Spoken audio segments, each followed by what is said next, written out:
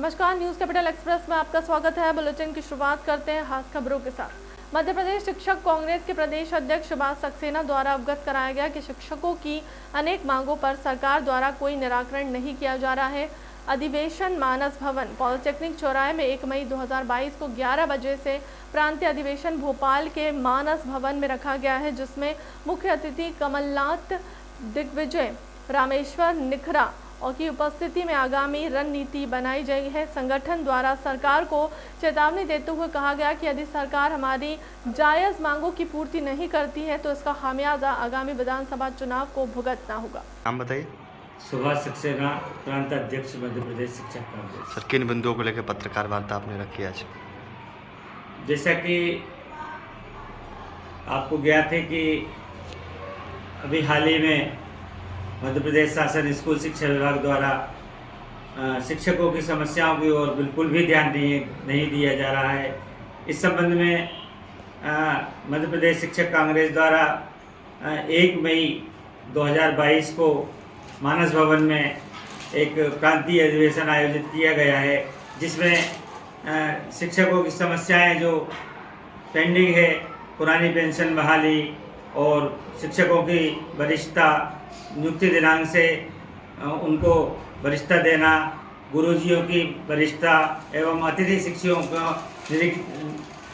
नियमितीकरण से संबंधित जो समस्याएं तात्कालिक जो चल रही हैं, उनके संबंध में पूरे प्रांत से शिक्षक आएंगे और विचार विमर्श किया जाएगा कि सरकार से किस तरह से निपटा जाए। और शिक्षक संगठन की ओर से सरकार को एक चेतावनी भी दी जाती है कि यदि सरकार ने हमारी मांगें नहीं मानी गई तो जो आने वाले चुनाव में इसका खामियाजा सरकार को भुगतना पड़ेगा। सर, जो शिक्षक आएंगे कहाँ से आएंगे, क्या उद्देश्य है उनका, किस मुद्दाओं को लेकर अग्रसर लगातार आवाज़ भी उड़ा रहे हैं, फिर भी सरकार चेती नहीं है? तो पूरे प्रदेश से हमारे प्रांत के जो पदाधिकारी हैं वो आएंगे और हम लोग विचार विमर्श करेंगे। मानस भवन में एक बैठक आयोजित की गई है, जिसके जो मुख्य अतिथि रहेंगे कमलनाथ जी रहेंगे एवं अन्य मंत्री भी रहेंगे, अन्य पुराने जो भूतपूर्व मंत्री हैं वो रहेंगे, पीसी शर्मा जी रहेंगे एवं राजा साहब दिग्विजय सिंह जी रहेंगे और हमारे जो संस्थापक और संरक्षक हैं श्री रामेश्वर निखरा, उनकी उपस्थिति में विचार विमर्श किया जाएगा, रणनीति बनाई जाएगी कि सरकार से हम किस तरह से हमारी मांगों को जो मनवाया जाए। आज से भारतीय जनता पार्टी पूरे देश में सामाजिक न्याय पखवाड़ा मना रही है, जो 20 अप्रैल तक चलेगा। इसके माध्यम से प्रधानमंत्री नरेंद्र मोदी की गरीब कल्याणकारी योजनाएं, जिनमें उज्ज्वला योजना, आयुष्मान योजना और पोषण आहार जैसी तमाम योजनाएं शामिल है। इन योजनाओं के हितग्राहियों से बीजेपी के पदाधिकारी, सांसद, विधायक बूथ स्तर और घर घर पहुंचकर हितग्राहियों से मिलेंगे और उनका सम्मान भी करेंगे। जमीनी स्तर तक योजनाओं को पहुंचाने के लिए प्रधानमंत्री नरेंद्र मोदी और मध्य प्रदेश में मुख्यमंत्री शिवराज सिंह चौहान के नेतृत्व में पूरी भारतीय जनता पार्टी के कार्यकर्ता ताकत के साथ लगे हुए हैं। आज से पूरे देश के अंदर भारतीय जनता पार्टी 7 तारीख से लेकर के 20 तारीख तक सामाजिक न्याय पखवाड़ा मना रही है और उस पखवाड़े के अंतर्गत माननीय प्रधानमंत्री जी के नेतृत्व में जो गरीब कल्याण की योजनाएं हैं, चाहे वो आयुष्मान भारत होगा या हमारे गरीब कल्याण की योजनाओं में प्रधानमंत्री आवास होगा, उज्ज्वला योजना से लेकर के और भी कई प्रकार के अभियानों में, जैसे पोषण अभियान के अंतर्गत माननीय प्रधानमंत्री ने आह्वान किया है कि सभी जनप्रतिनिधि, सभी कार्यकर्ता आंगनबाड़ी के अंदर जाएं। इसी प्रकार से आयुष्मान भारत के अंदर जो कार्डधारी हैं उनसे मिलें, उनसे बात करें, उनका सम्मान भी करें। ऐसे एक नहीं, कई प्रकार से 20 तारीख तक हमारे सभी भारतीय जनता पार्टी के पदाधिकारी, सभी सम्मानीय सांसद, सभी सम्मानीय विधायक, सभी जनप्रतिनिधि, सभी भारतीय जनता पार्टी के कार्यकर्ता 7 से 20 तारीख तक इस अभियान को जमीन पर उतारने में अपनी महत्वपूर्ण भूमिका निभाएंगे। और हम लोग माननीय प्रधानमंत्री जी ने, माननीय राष्ट्रीय अध्यक्ष जी ने लगातार इस पर फोकस किया। हम सब लोग भी मध्य प्रदेश के अंदर इसको बहुत गंभीरता के साथ नीचे तक उतारने का प्रयास भारतीय जनता पार्टी का संगठन कर रहा है, क्योंकि सामाजिक न्याय पखवाड़ा है।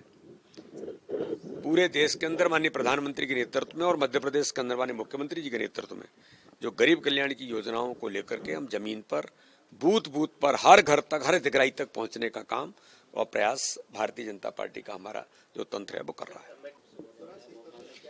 देखिए, आपने देखा होगा कि कल हमारा 6 अप्रैल को स्थापना दिवस का कार्यक्रम था। प्रत्येक बूथों पर और बड़े उत्साह और उमंग के साथ उस कार्यक्रम का आयोजन भारतीय जनता पार्टी के सभी कार्यकर्ताओं ने मिलकर के किया। माननीय प्रधानमंत्री का संबोधन पूरे नीचे तक लोगों ने सुना।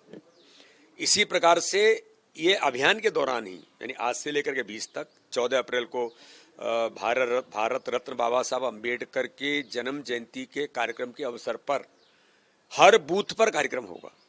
हर बूथ पर बाबा साहब अम्बेडकर के विचारों से लेकर जो पंच तीर्थ, जो भारतीय जनता पार्टी की सरकार ने बाबा साहब के उन पंच तीर्थों को जो इस देश के अंदर के ऐतिहासिक काम किया है, उन सब चीजों को नीचे लेकर के जाना बूथ बूथ पर, हर समाज वर्ग में, हर बस्ती में संपर्क अभियान से लेकर ऐसे कई और भी आयोजन होंगे।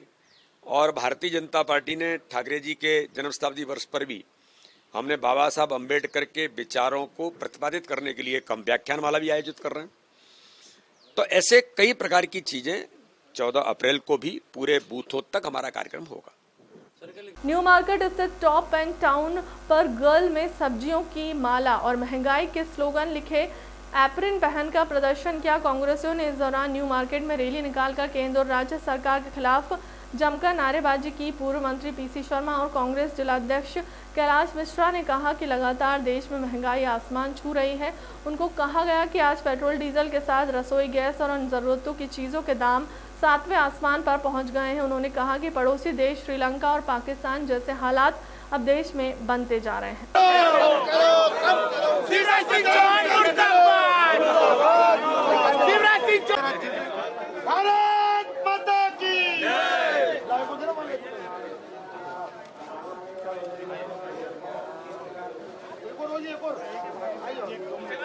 महंगाई कम करो, आज महंगाई के खिलाफ अखिल भारतीय कांग्रेस कमेटी के आह्वान पे जिला कांग्रेस कमेटी के अध्यक्ष कैलाश मिश्रा जी के नेतृत्व में ये महंगाई के खिलाफ हमारा आंदोलन है। डीजल, पेट्रोल, रसोई गैस ये 7वें आसमान पे है। 115 से ऊपर 118 के आसपास पेट्रोल है, डीजल 100 ऊपर हो गया है, रसोई गैस 1000 के ऊपर, बिजली के बड़े बड़े बिल, सीमेंट, लोहा, ये सब महंगा, दूध महंगा लेकिन शराब सस्ती। ये है भारतीय जनता पार्टी की सरकार का खेल और उसके विरोध में हम लोग आज निकले हैं। ये हालत देश की और मध्य प्रदेश की श्रीलंका, नेपाल, पाकिस्तान की स्थिति में ला रहे हैं। लोग उमड़ेंगे सड़कों पर क्योंकि बेरोजगारी भी है, रोजगार है नहीं, आखिर खरीदेंगे कहाँ से? ये सब्जियाँ ये भी महंगी हो गई है, लेकिन ये किसान को नहीं मिल रहा है इसका पैसा, बिचौलियों को मिल रहा है। ये हालत इन्होंने कर दी है, बद से बदहाल हो गया है मध्य प्रदेश और देश। इसलिए आज सड़कों पर हम निकले हैं कि ये महंगाई कम करो, नहीं तो जनता आती है। सियासन खाली करो कि जनता आती है। महंगाई के विरोध में कांग्रेस पार्टी का ये प्रदर्शन है। अखिल भारतीय कांग्रेस कमेटी के आह्वान पर जिला कांग्रेस कमेटी और भोपाल के हमारे कांग्रेस के नेतागण आदरणीय पीसी शर्मा जी, असाना जी के नेतृत्व में हम सब लोगों के यहाँ साथ में महंगाई के विरोध में प्रदर्शन है। डीजल के रेट 100 रुपये के पार, पेट्रोल 118 के पार, शक्कर का भाव देख लीजिए, गेहूं के भाव देख लीजिए और चीज़ों के रेट देख लीजिए, लोहे के भाव देखिए, सीमेंट के रेट देखिए। बाजार में जो चीज़ लेने जाएं वो डबल हो गई है। बिजली की बढ़ती हुई दरें, अभी 15 दिन पहले दाम बढ़ाए थे, अब आज अखबारों में फिर आया कि बिजली के दाम फिर बढ़ने वाले हैं। आखिरकार ये जनता के साथ कब तक लूट चलेगी? जिस तरह श्रीलंका में जनता ने पूरे शहर में, पूरे देश में बवंडर मचा के रखा है और नेपाल के अंदर इसी तरह मध्य प्रदेश और भारत के अंदर भी जनता कहीं ना कहीं जागरूक होकर बीजेपी की सरकार का, चाहे वो दिल्ली की सरकार हो चाहे मध्य प्रदेश की सरकार हो, सबका विरोध करेगी और आम जनता रोड पे आएगी। आज हमारा ये कांग्रेस पार्टी का प्रदर्शन, ये सब्जी के भाव भी आसमान पर है। ये किसान जो सब्जी बोता है, किसान को उतने पैसे नहीं मिलते, जो बिचौलिए होते हैं, बीच में दलाल होते हैं, उनको कहीं ना कहीं कमीशन मिलता है। इसलिए सब्जी की माला पहनी है। नींबू का भाव 400 रुपये किलो है। सब्जी पे भी महंगाई की कहीं ना कहीं मार है। शोहरतगढ़ ब्लॉक क्षेत्र के कम अपोजिट पूर्व प्रधानमंत्री विद्यालय गणेशपुर में कक्षा 8 के छात्र छात्राओं की विदाई समारोह कार्यक्रम व नए विद्यार्थियों का प्रवेश उत्सव कार्यक्रम आयोजित किया गया। कार्यक्रम को बड़े ही धूमधाम से विद्यालय परिसर में आयोजित किया गया, जिसमें कक्षा 8 से विद्यार्थियों को विदाई देने के साथ प्रत्येक कक्षा के प्रथम, द्वितीय व तृतीय स्थान पर आने वाले मेधावी विद्यार्थियों को पुरस्कृत करते हुए सभी को रिजल्ट वितरित करने के साथ अगली कक्षा में प्रवेश दिया गया। साथ ही 10 विद्यार्थियों को सांत्वना पुरस्कार भी दिए गए। निशा मिश्रा, इसके बाद हम कविता के लिए अनामिका गिरी को आमंत्रित कर रहे हैं। विदाई पुरस्कार वितरण समारोह चल रहा है। प्रथम स्थान प्राप्त करते हुए श्री डॉक्टर पवन मिश्रा जी द्वारा हमारे दिए जा रहे हैं। कक्षा 8 में अपने यहाँ के सम्मानित जनता को मैं धन्यवाद देना चाहूँगा कि उन्होंने दोबारा मुझे मौका दिया, ग्राम प्रधान चुन करके एक संदेश दिया कि विकास कार्य के लिए मुझे चुना। निश्चित तौर पर मैं जब ये पिछली बार मेरी पत्नी चुनाव जीती थी तो निश्चित तौर पर ये विद्यालय की स्थिति इतनी खराब थी कि ना तो आने जाने का कोई रास्ता था, ना तो वहाँ पुलिया था, ना तो गेट भवन में कुछ भी नहीं था। शौचालय मतलब बिल्कुल ना के बराबर था। जितने भी भवन थे सारे ध्वस्तीकरण के कगार पे थे। लेकिन चूँकि एक मेरा लक्ष्य था कि शिक्षा के क्षेत्र में और स्वास्थ्य के क्षेत्र में मैं निश्चित तौर पे बढ़ चढ़ के हिस्सा लूँगा। और पिछले सत्र में भी मुझे इस विद्यालय पे अवार्ड मिला इसके कायाकल्प के लिए, और इस बार भी मैं समझता हूँ कि अपने स्तर से जितना भी बेहतर हो सकता है मैंने किया है शिक्षा के लिए, क्योंकि यहाँ गरीब बच्चे पढ़ते हैं और बच्चों की पढ़ाई के लिए जो भी मुझे करना पड़ेगा निश्चित तौर पर हमेशा तत्पर रहूँगा। मैं आज यहाँ विदाई समारोह में आए हमारे आदरणीय जिला अध्यक्ष प्रधान संघ के डॉक्टर पवन मिश्रा जी, मैं प्रधान अजीज भाई, प्रधान कमलेश बाबा, मैं सभी लोगों का तहे दिल से हार्दिक स्वागत और अभिनंदन करता हूं कि आप अपना बहुमूल्य और कीमती समय निकाल करके हमारे विद्यालय पे आए और बच्चों की हौसला अफजाई के लिए बहुत बहुत धन्यवाद। नहीं, शिक्षा के लिए आगे और क्या करेंगे आप? शिक्षा के लिए देखिए, मैं गर्व के साथ कहना चाहता हूँ कि जब मैं पिछले सत्र में चुनाव जीता था, हमारी मैडम चुनाव जीती थी, तो मैं एक प्रधान प्रतिनिधि के रूप में काम किया। और मैं जब विद्यालय आता था तो ये मास्टर साहब लोग भी गवाह हैं यहाँ के कि बच्चों को ढूंढने जाना पड़ता था, हर गांव में जाके बुलाना पड़ता था कि बच्चे स्कूल आएँ। लेकिन निश्चित तौर पे यहाँ का माहौल एकदम बिल्कुल चेंज है। यहाँ एडमिशन के लिए मुझे लग रहा है कि जगह ही नहीं है। मैं गर्व के साथ कहता हूँ, मैं हमारे विद्यालय परिवार के जितने लोग भी हैं सभी लोगों ने अपना मतलब जिस गरिमा के साथ शिक्षा का जो गरिमा होता है उसके साथ पढ़ाई कर रहे हैं। टाइम से आना, बच्चों के टीचर पेरेंट्स मीटिंग हर मंथली होता है। चूँकि कोरोना आ गया बीच में, इसलिए थोड़ा सा व्यवधान भी हुआ। और निश्चित तौर पे गणेशपुर में आज बच्चों का विदाई समारोह कार्यक्रम का आयोजन किया गया, तो उनके उज्जवल भविष्य के लिए क्या कहेंगे आप? देखिए, बच्चे देश की धरोहर है और देश का कल्याण, देश का विकास बच्चों और बच्चियों के समुचित शिक्षित होने पर ही हो सकता है। आज विदाई कार्यक्रम के तहत हम सभी प्रधान साथी, ग्राम प्रधान, पकड़ी के प्रधान, मुहल्ला के प्रधान जी, सभी लोग हम लोग यहाँ आए हैं। हम लोग ये संदेश देना चाहते हैं कि जो बच्चा यहाँ से दर्जा 8 पास आउट हुआ है वो अच्छे से स्कूल में जाकर शिक्षा अर्जित करे। और निश्चित रूप से मेरा जिला जो देश के आकांक्षी जनपद में सिद्धार्थनगर गिना जाता है उसका नाम इस लिस्ट से कटवाए और मेरे क्षेत्र के लिए बहुत एक मील का पत्थर साबित हो। मैं हम लोग यही चाहते हैं। लोग कह रहे हैं कि यहाँ विद्यालय उच्चीकरण के लिए कम से कम हाई स्कूल तक का हो, इस बारे में क्या कहेंगे? रमापुर खास ग्राम पंचायत हम लोग बॉर्डर के एकदम समीप हैं। यहाँ से चतुर्दिक 10 किलोमीटर तक कोई इंटरमीडिएट कॉलेज नहीं है, ना हायर सेकेंडरी स्कूल है। यहाँ के बच्चे यहाँ से लगभग 12-14 किलोमीटर दूर सुपत इंटर कॉलेज में या अन्य जगह जाके पढ़ाई करते हैं। तो यहाँ के गार्जियनों ने बिल्कुल सही कहा, इस विद्यालय में चूँकि पर्याप्त जगह है, यहाँ के प्रधान चाह रहे हैं, यहाँ की पूरे गांव के लोग चाह रहे हैं इस विद्यालय का उच्चीकरण हो। निश्चित रूप से मैं प्रधान संगठन का जिला अध्यक्ष होने के नाते उच्च अधिकारियों से बात कर अपने बॉर्डर क्षेत्र के इस पिछड़े गांव को उच्चीकृत कराने का प्रयास करूंगा। चूँकि यहाँ पर्याप्त व्यवस्था भी है, यहाँ का विद्यालय उच्चीकृत होता है, यहाँ चतुर्दिक 10 किलोमीटर तक के सभी बच्चों को कक्षा 8 पास करने के बाद कहीं जाना नहीं पड़ेगा। बच्चे और बच्चियों को अच्छी शिक्षा यहीं उपलब्ध हो सकेगी। चिकित्सा शिक्षा मंत्री विश्वास सारंग ने किया जीएमसी में मेडिकल कॉलेज शेयरिंग मिशन कार्यालय का शुभारंभ। मिशन के अंतर्गत मध्य प्रदेश के चिकित्सकों और चिकित्सा छात्रों तक पहुंचाया जाएगा राष्ट्रीय और अंतर्राष्ट्रीय स्तर पर चिकित्सा शिक्षा और चिकित्सीय उपचार की नवीनतम तकनीक और शोध। देश विदेश के विभिन्न चिकित्सा स्थानों के साथ शिक्षा अनुसंधान और उपचार के लिए किया जाएगा MOU। नवीनतम तकनीकों, आर्टिफिशियल इंटेलिजेंस और गूगल और माइक्रोसॉफ्ट आधारित आधुनिक सॉफ्टवेयर का होगा उपयोग। शासकीय और निजी चिकित्सा संस्थानों जैसे शंकर नेत्रालय चेन्नई, टाटा कैंसर अस्पताल मुंबई, फोर्टिस गुड़गांव और अपोलो हॉस्पिटल के साथ होगा MOU।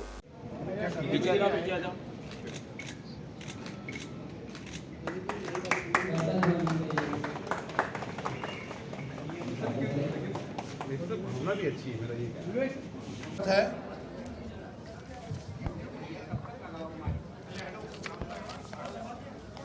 और इस बात का बहुत धन्यवाद कि आप हमारे इस निमंत्रण पर आज हमारे बहुत ही महत्वाकांक्षी आयाम की शुरुआत के अवसर पर पधारे हैं। जैसा आप सभी को ज्ञात है, विगत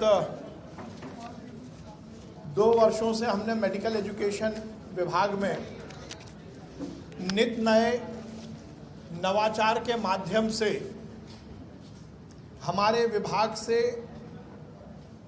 जो 2 अपेक्षित कार्य हैं, यदि हम चिकित्सा शिक्षा विभाग को वर्णित करें तो हमारे 2 वर्टिकल हैं। एक तो हमें मेडिकल कॉलेज के माध्यम से हमारे चिकित्सा छात्रों को पढ़ाई के माध्यम से अच्छा उत्कृष्ट डॉक्टर बनाना है, तो उसके साथ ही हमारे मेडिकल कॉलेज से संबद्ध अस्पतालों के माध्यम से हमें उचित, समुचित और उत्कृष्ट चिकित्सा व्यवस्था भी उपलब्ध कराना है। और इन दोनों आयामों को लेकर हमने लगातार काम किया है। विगत दिनों हमने बहुत महत्वाकांक्षी निर्णय लिया और अब हम हिंदी में मेडिकल MBBS की पढ़ाई शुरू हो सके उस पर हम काम कर रहे हैं। बहुत जल्द हम उसमें निष्कर्ष तक पहुंचेंगे। हमने हमारे मेडिकल कॉलेज के छात्रों को उत्कृष्ट शिक्षा के लिए जो NMC के हमारी गाइडलाइन है और जितने हमें नए कोर्सेज इंट्रोड्यूस हुए हैं, PG में हमने प्रदेश में सभी कोर्सेज इंट्रोड्यूस करने की शुरुआत की है। हमने चिकित्सा की व्यवस्था सुचारू हो इसलिए भोपाल में हमने किडनी ट्रांसप्लांट बहुत सफलतापूर्वक किया। विगत दिनों अभी 5 दिन पहले ही मैंने घोषणा की हम bone marrow transplant unit, paediatric cancer unit और स्टेम सेल रिसर्च देश विदेश की विभिन्न चिकित्सा संस्थाओं के साथ पहले फेज में MOU करेंगे। हमारी बहुत सारी संस्थाओं के साथ बातचीत चल रही है। उन संस्थाओं की चिकित्सीय व्यवस्था और अध्यापन की व्यवस्था को हम अपने छात्रों और अपने मरीजों में भी उसका उपयोग कर सकें, उसके लिए हम उच्च स्तर पर इसका MOU करेंगे। हमारे चिकित्सीय छात्रों और चिकित्सकों की training, capacity building, knowledge exchange, exposure visit programme को हम इस मिशन के माध्यम से आयोजित करेंगे। हमने पहले फेज में Shankar Nethralaya, Tata cancer hospital, Fortis Gurgaon, Apollo hospital ऐसे अनेक अस्पतालों के साथ प्रिलिमिनरी प्राथमिक रूप से बातचीत की है और उन्होंने इस मिशन के माध्यम से मध्य प्रदेश सरकार से साथ जुड़ने का प्राथमिक आश्वासन हमें दिया है। सिंगरौली जिले के भाजपा कार्यालय में वीरेंद्र गोयल भाजपा जिलाध्यक्ष और सिंगरौली विधायक राम लल्लू वेस, देवसर विधायक सुभाष रामचरित्र वर्मा, चितरंगी विधायक अमर सिंह और अन्य कार्यकर्ताओं की उपस्थिति में भारतीय जनता पार्टी का 42वां स्थापना दिवस मनाया गया। सिंगरौली भाजपा जिलाध्यक्ष वीरेंद्र गोयल ने जिलेवासियों को बधाई दी। साथ ही उन्होंने कहा कि हमें यह बताते हुए हर्ष हो रहा है कि पूरे देश प्रदेश में धूमधाम से भारतीय जनता पार्टी का स्थापना दिवस मनाया जा रहा है। उन्होंने कहा कि भाजपा की स्थापना करने वाले प्रथम अध्यक्ष पंडित स्वर्गीय पूर्व प्रधानमंत्री अटल बिहारी वाजपेयी रहे थे। साथ ही उन्होंने कहा कि 2 लोकसभा सदस्यों से शुरू हुई भारतीय जनता पार्टी आज शिखर पर पहुंच गई है।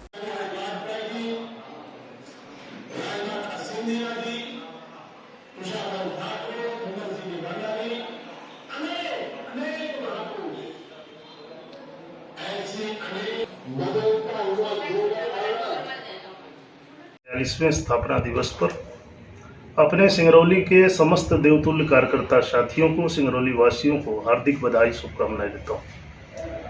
यह भारतीय जनता पार्टी का सन 1980 से लेकर के आज तक का सफर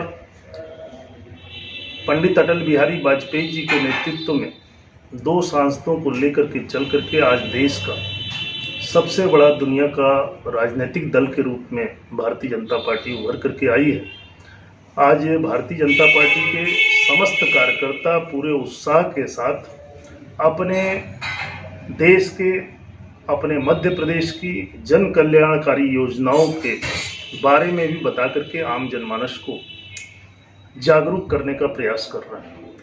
आज के इस स्थापना दिवस के अवसर पर बहुत बहुत बधाई, शुभकामनाएं देते हुए जय हिंद।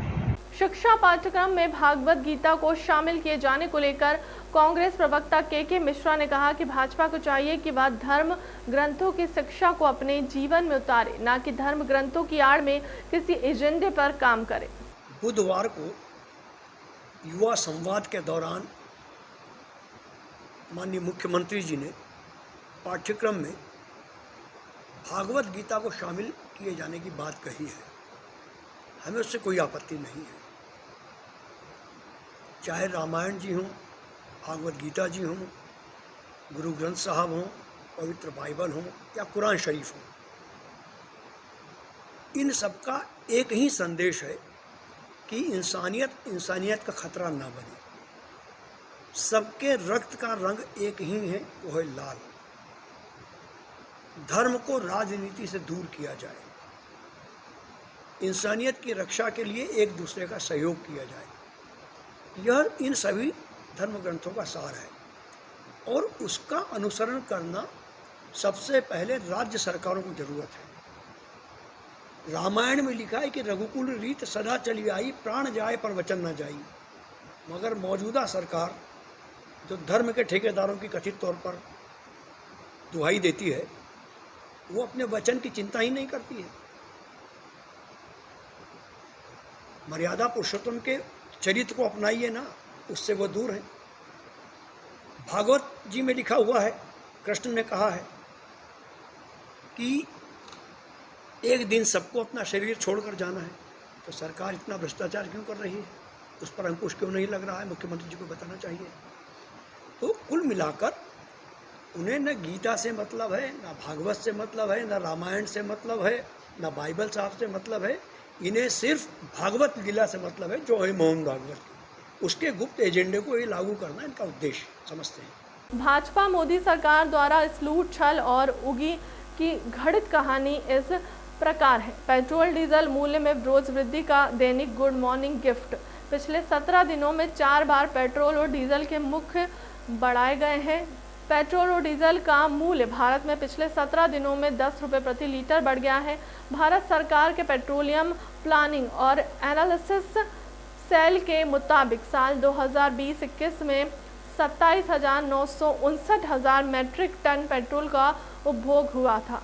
पेट्रोल के मूल्य में 10 रुपये प्रति लीटर की वृद्धि से देश में नागरिकों पर 27,959 करोड़ रुपए का आर्थिक सालाना बोझ पड़ेगा। आपने बहुत अच्छा सवाल पूछा और अपने सवाल में जवाब भी लगभग खुद ही दे दिया। मैं समझती हूँ मेरी बड़ी बहन, अगर आप अपने दिल पर भी हाथ रखकर कहें तो आपको जरूर ये बात कहनी ही पड़ेगी कि महंगाई एक देशव्यापी समस्या है। महंगाई बहुत ही बुरी तरह से लोगों को प्रभावित कर रही है। महंगाई देश की जनता की बदहाली का बहुत बड़ा कारण है। और मैंने अपने शुरुआती वक्तव्य में भी यही बात कही कि भावनात्मक मुद्दों को, उन्मादी मुद्दों को चुनावी रैलियों के जरिए चुनाव की रणनीति का हिस्सा बनाने का काम भारतीय जनता पार्टी और संघ परिवार बहुत अच्छे से करता है। और इसीलिए ये होता है कि चुनाव के दौरान बात होगी पाकिस्तान की, हिंदू की, मुसलमान की, कब्रिस्तान की, शमशान की, और चुनाव के बाद बात करेंगे विकास की या तथाकथित विकास की। तो जनता के मुद्दे केवल एक चुनाव के नतीजे से समाप्त नहीं हो जाते। जनता अगर महंगाई से त्रस्त है, मैं समझती हूं कि ये विपक्ष की सबसे बड़ी जिम्मेदारी है, कांग्रेस की सबसे बड़ी जिम्मेदारी है कि निरंकुश सरकार पर और उनके द्वारा चलाई जा रही, बढ़ाई जा रही महंगाई पर अंकुश लगाने का काम करें, और वो हम लगातार करते रहेंगे। और जहां तक चुनावी हार और जीत का सवाल है, हमारे लोकतंत्र की यही खूबसूरती है कि कोई चुनावी हार और कोई चुनावी जीत अंतिम नहीं होती।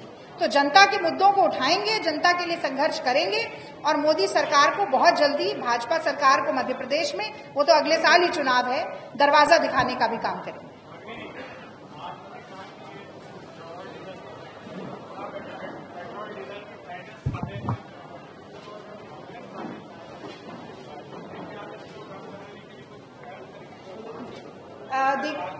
देखिए, सबसे पहले मैं आपको ये दोनों बात समझाती हूँ। मैंने आपसे कहा कि सेंट्रल एक्साइज ड्यूटी बढ़ाने का काम केंद्र सरकार करती है, और वो सारा पैसा केंद्र सरकार के पास जाता है। राज्य सरकारें वैट बढ़ाती हैं। आज देश में सबसे ज्यादा राज्यों में किसकी सरकार है? किसको पहले? ये डबल इंजन की सरकार अगर कहते हैं तो महंगाई हटाने के लिए डबल रफ्तार से काम कर सकते हैं। सेंट्रल एक्साइज ड्यूटी भी कम करें और अपने प्रदेश की सरकारों को बोलकर वैट भी कम करें। मैं तो ये कह रही हूं कि डबल रफ्तार से काम कर सकते हैं। सेंट्रल एक्साइज ड्यूटी भी कम करें और अपने प्रदेश की सरकारों को बोलकर वैट भी कम करें। मैं तो ये कह रही हूं कि देश में सबसे ज्यादा पैसा अगर कोई पेट्रोल और डीजल पे दे रहा है तो वो भोपाल की, मध्य प्रदेश की जनता है। तो क्यों नहीं अपने प्रदेश के मुख्यमंत्रियों से कहा जाता कि ये रिलीफ दें? जब भी सवाल पूछा जाएगा कांग्रेस से तो मैं वो भी आपको बता देती हूँ कि राजस्थान, छत्तीसगढ़, पंजाब सबसे पहले 10 से 15 रुपए का वैट कम करने का काम पेट्रोल और डीजल पर अगर किसी ने किया तो ये कांग्रेस शासित 3 प्रदेशों ने किया था। उसकी देखा देखी में इक्का दुक्का भाजपा के प्रदेशों ने भी किया। लेकिन अगर मोदी जी की सच में मंशा है कि महंगाई को कम किया जाए, पेट्रोल डीजल के दामों को कम किया जाए, तो पहले तो बढ़ाना ही रोक दें। भाई बढ़ा ही क्यों रहे हैं अगर आप कम करना चाहते हैं, जनता को रिलीफ देना चाहते हैं? और दूसरा, सेंट्रल एक्साइज ड्यूटी अगर हम 108 रुपए प्रति बैरल में सेंट्रल एक्साइज ड्यूटी 9 रुपए और 3 रुपए रख सकते थे, तो ये $99 प्रति बैरल की कीमत पर उसको 18 रुपए तक क्यों लेकर जा रहे हैं? तो ये सवालों के जवाब तो मैं आपको दे चुकी हूँ। ये निर्दयी सरकार है, जनता की पीड़ा से इसका कोई लेना देना नहीं। मनोज जी, एक मिनट मनोज जी। नहीं, वर्ल्ड पॉवर्टी इंडेक्स अभी आया है, उसमें हमारा रैंक लगातार बढ़ता जा रहा है। यानी जो लोग भूखमरी से पीड़ित हैं, जो लोग गरीबी रेखा के नीचे जाते जा रहे हैं, ये तमाम आंकड़े सेंट्रल मॉनिटरिंग एजेंसी जो CMI है उसने भी ये आंकड़ा सामने रखा है कि 97% लोगों की आय कम हो गई है। Centre for monitoring Indian economy, तो आप देखिए ये इलेबोरेशन, तो मुझे लगता है ये कोई भी व्यक्ति जो इकोनॉमिक्स पर ध्यान देता है उसको ये सारे आंकड़े पता है। ये तो पब्लिक प्लेटफॉर्म पर, पब्लिक डोमेन में बहुत समय से है। और इसीलिए जब विश्व गुरु बनने की बात जो मोदी जी कहते हैं, वो 5 ट्रिलियन इकोनॉमी की बात जब मोदी जी कहते हैं, तो वो ऐसे लोगों की पीठ पर नहीं बनाई जा सकती जिनको 2 वक्त की रोटी भी मुनासिब नहीं होती। 27 रुपए प्रतिदिन की आय अगर किसानों की है, तो आप सोचिए कि ऐसा व्यक्ति खाएगा क्या, नहाएगा क्या और निचोड़ेगा क्या? फिलहाल के लिए अब तक की खबरों में इतना ही। देश दुनिया की तमाम बड़ी खबरों के लिए बने रहे हमारे चैनल के साथ। नमस्कार।